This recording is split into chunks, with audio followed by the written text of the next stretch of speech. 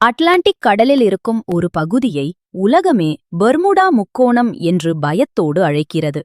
America, Florida, Bermuda தீவு, Puerto ரிக்கோ இந்த 3 இடங்களுக்கிடையே உருவாகும் பகுதியே அந்த முக்கோணம்.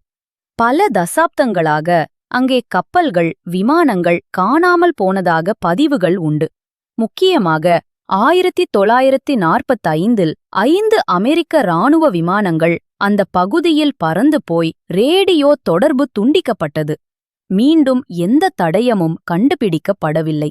அதற்கு பிறகு பல கப்பல்கள், விமானங்கள் கூட அங்கே மர்மமாக காணாமல் போனதாக செய்திகள் வந்தன. ஏன் அப்படி? சில விஞ்ஞானிகள் அது காந்த அசாதாரணம், மேக்னெட்டிக் அனாமலி என்று சொல்கிறார்கள். சிலர் அது மின்சார சூறாவளி என்று சொல்கிறார்கள்.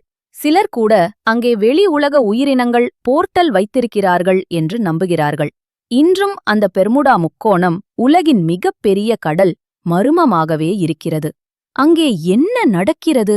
பதில் யாருக்கும் தெரியவில்லை.